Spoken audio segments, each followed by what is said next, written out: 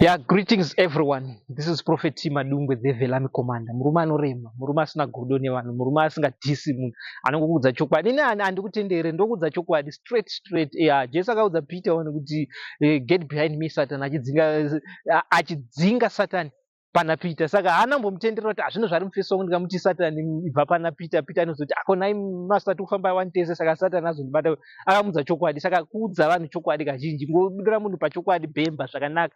Mukurarama hazvidi kusora tichivandana. So let us touch the issue of Christmas. Let us go to the Bible, to the book of Colossians chapter 2. Colossians chapter 2 inoti ngapachiregai munhu anokutongai nesabata nema-any festivals. Ndobva pamenshini wakaita semafestivals emamoon ceremonials aitwa kuold testament.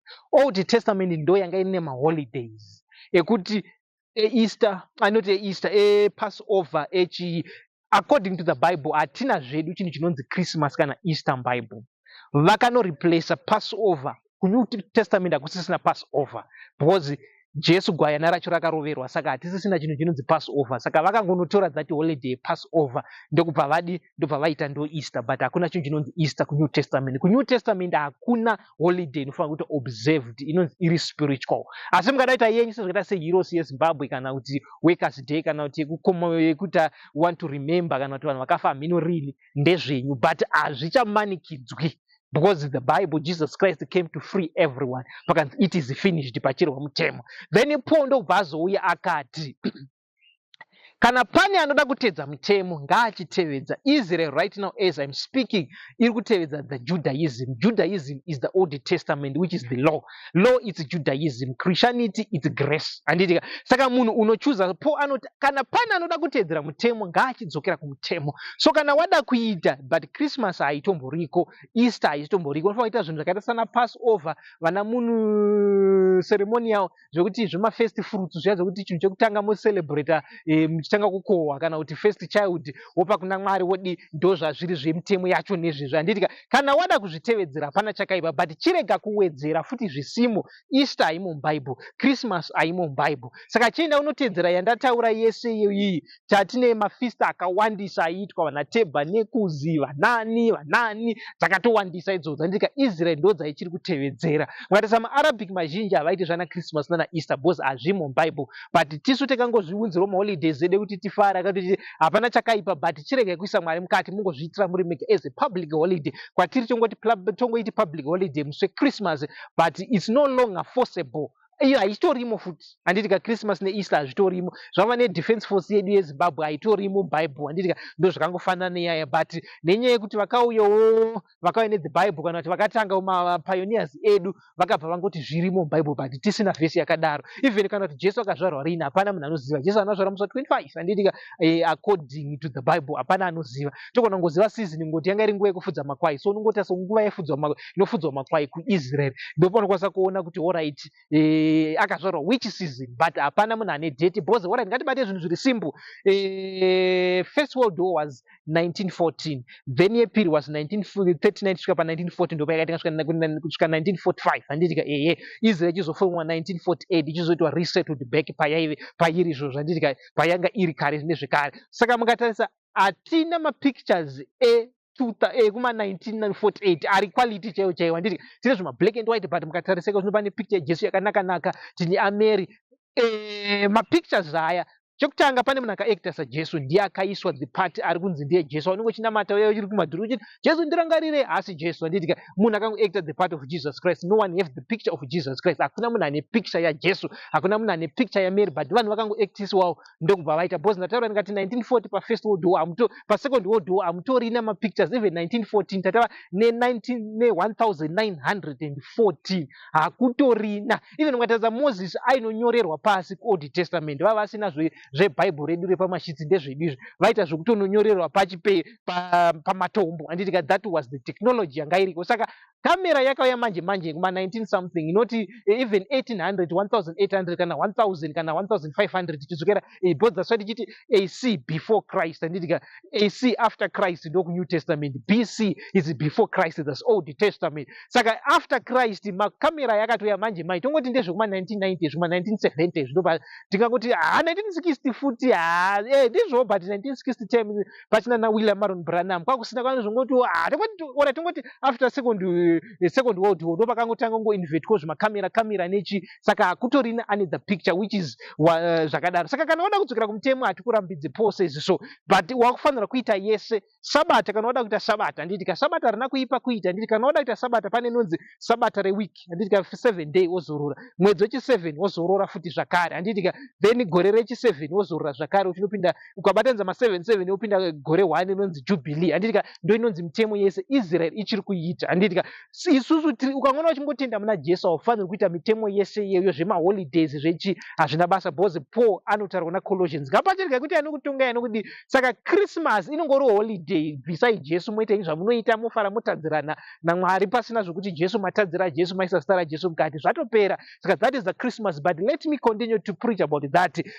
Chatisiri kuda ndechekuti vanhu mutadzire Mwari pa that festival handitika, toda vanhu vanozvibata because unofira mahara handitika.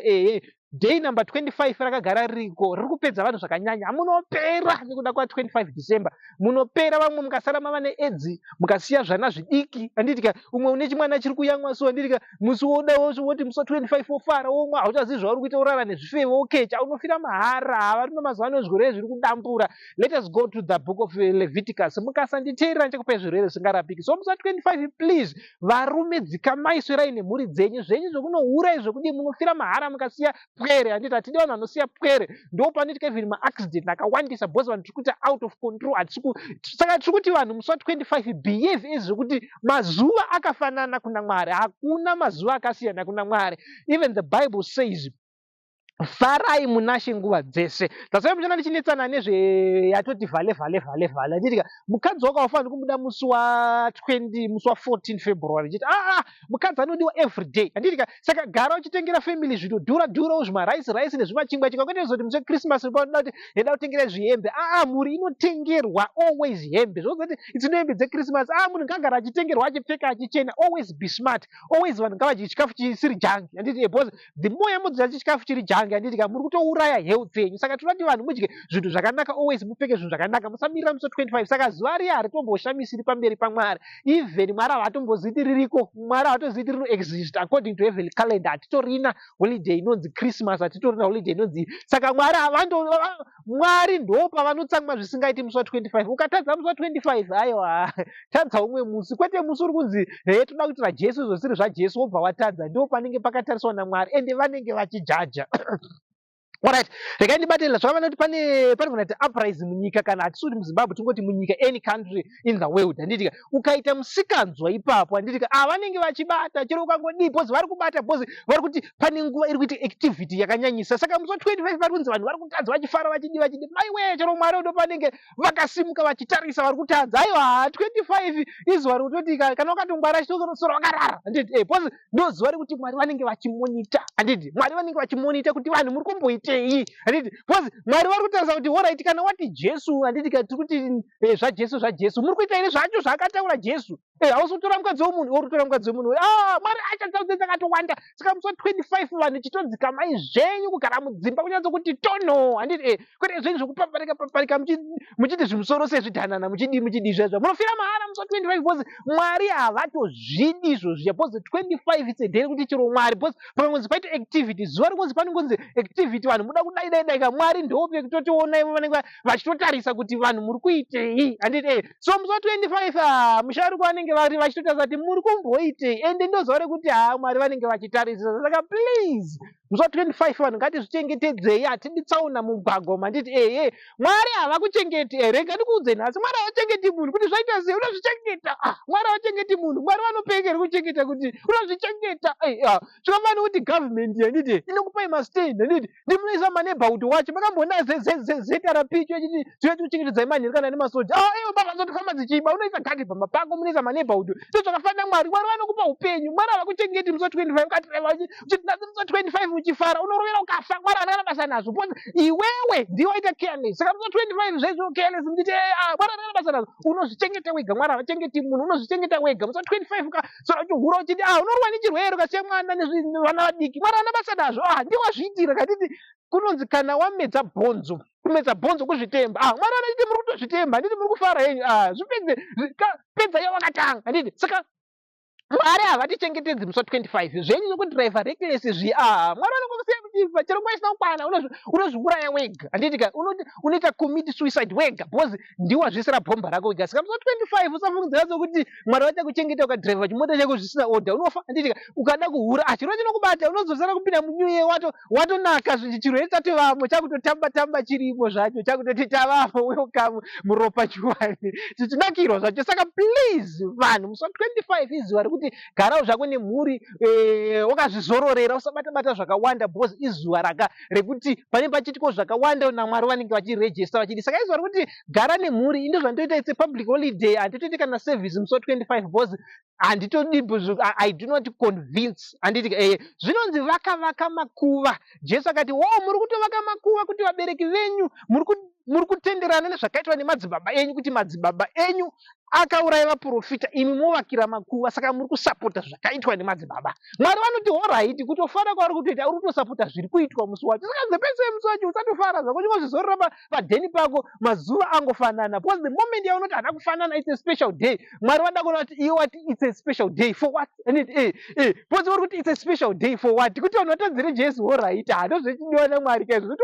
uroti it's a special day for what kuti vanhu vatadzire mwari oraiti mwari zati ndo zvandiri kuda izvozvo anditika zasaichona mwari pachitika zvakawanda pasi mwari vanoti oraiti ndakati kumirirai ndozveti mwari ndozvonhu zvavanodazvo mwari hamuvaziva rume bvunzai inini ndinoziva mwari bcause ndinovaona 1 on 1 ndinovaziva ndopinda masecret mwari havachengeti munhu unozvichengeta wega mwari uchengeta munhu kuti vashaya basa zvakafana masoja cheo uzati masoja anosara achichengeta iwewe vangani vanhu vanofamba mukati menyika hamuna masoja anochengeta nyika kuti isareidwa kana kuchengetera mutungamiriro wenyika yozoti mukati memo wazodai zvazodai kana kuti wabirwa zvinoita basa mutaundi pinde izvozvi masoja akazara muzimbabwe panonobirwa mutaura masoja arimo mapurisa ari kumakambani echi usati polisi ngasara ichikuchengetedzera kuti kwanzosabirwa foni yekuti wakosha shi iwe mari gavhmendi yobhadhara polisi kuti ichengete kuti vanhu musabirwa mafoni mumatauni iwe inochengeta wega foni yako mutauni kana uchiisa bhurafoni kana mari mutauni wotoisa handiti ndosimu namwari